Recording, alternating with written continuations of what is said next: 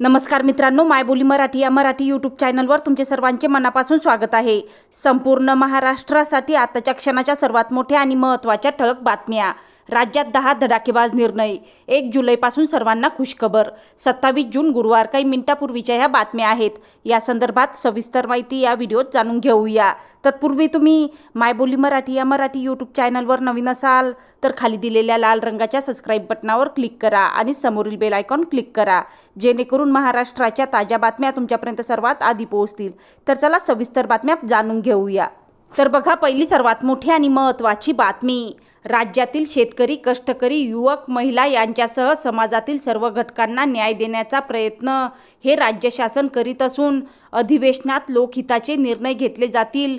मागील 2 वर्षात राज्यातील विविध पायाभूत सुविधांसह अन्य विकास कामे मोठ्या प्रमाणात पूर्ण झाली असून जनतेच्या हितासाठी धाडसी निर्णय घेणारे हे सरकार असल्याचे मुख्यमंत्री एकनाथ शिंदे यांनी पत्रकार परिषदेत सांगितले। त्यानंतरची सर्वात मोठी आणि महत्त्वाची बातमी बघा।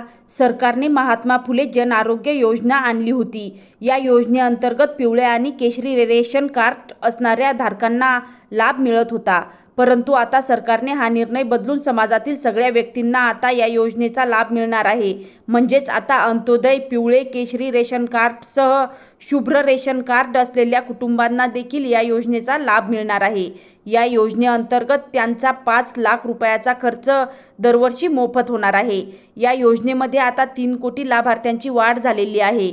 महात्मा फुले जन आरोग्य योजना आणि प्रधानमंत्री जन आरोग्य योजनेचे एकूण लाभार्थ्यांना 9,62,07,743 एवढे लाभार्थी झाले आहेत। तर बघा, त्यानंतरची सर्वात मोठी आणि महत्त्वाची बातमी। लोकसभा निवडणुकीनंतर NDA सरकारने शेतकऱ्यांसाठी आणखी एक महत्त्वाचा निर्णय घेतला आहे। मान्सून सुरू होण्याआधी सरकारने शेतकऱ्यांच्या मालाच्या किमतीमध्ये वाढ करण्याचा निर्णय घेतला आहे। त्यामुळे देशभरातल्या शेतकऱ्यांना दिलासा मिळणार आहे। केंद्र सरकारने खरीपाच्या 14 पिकांच्या MSPच्या दराला मंजुरी दिली आहे। सरकारने धानाला 2300 रुपये क्विंटल भाव देण्याचा निर्णय घेतला आहे। त्यामुळे धानाची किंमत 170 रुपयांनी वाढणार, तर कापसाच्या MSPमध्ये 500 रुपयांची वाढ होणार आहे। त्यामुळे कापसाचे दर 7,521 रुपये आणि 7,121 रुपये होणार आहे। त्यानंतरची सर्वात मोठी आणि महत्त्वाची बातमी बघा। प्रधानमंत्री पीक विमा योजनेअंतर्गत पुनर्रचित हवामानावर आधारित फळपीक विमा योजना सन 2024-25 व 2025-26 या 2 वर्षात राबवण्यासंदर्भात राज्य शासनाने मान्यता दिली आहे। मृग बहार व आंबिया बहारातील ठराविक फळपिकांचा विमा भरून शेतकऱ्यांनी या योजनेत सहभागी व्हावे, असे आवाहन कृषी मंत्री धनंजय मुंडे यांनी केले आहे।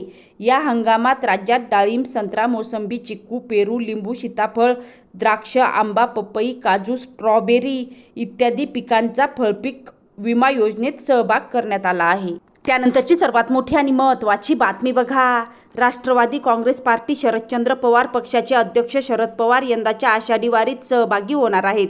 पंढरपूरला जाणाऱ्या आषाढी पालखी सोहळ्यात 1 दिवस तरी वारी अनुभवावी हा उपक्रम राबविला जातो। या उपक्रमात शरद पवार सहभागी होणार आहेत। त्यानंतरची सर्वात मोठी आणि महत्त्वाची बातमी बघा। प्रधानमंत्री किसान सन्मान निधी योजनेच्या अंतर्गत महाराष्ट्रातील 90,48,000 शेतकऱ्यांच्या खात्यांमध्ये प्रत्येकी 2 सहस्त्र रुपये जमा होणार आहेत। यासाठी महाराष्ट्रात 1,845,17,00,000 रुपये इतका निधी वितरित केला जाणार आहे। एप्रिल ते जुलै या कालावधीत या निधीचे वितरण होईल, अशी माहिती कृषी मंत्री धनंजय मुंडे यांनी दिली आहे। त्यानंतरची सर्वात मोठी आणि महत्त्वाची बातमी बघा। राज्यातील वाढती बेरोजगारी लक्षात घेता सरकारी निमसरकारी कर्मचाऱ्यांच्या निवृत्तीचे वय 58 वरून 55 वर्ष करावे, अशी मागणी बुलंद छावा मराठा युवा परिषद आणि छावा कृती समितीने राज्य सरकारकडे केली आहे। परिषदेच्या वतीने मुख्यमंत्र्यांच्या नावे याबाबतचे निवेदन देण्यात आले आहे।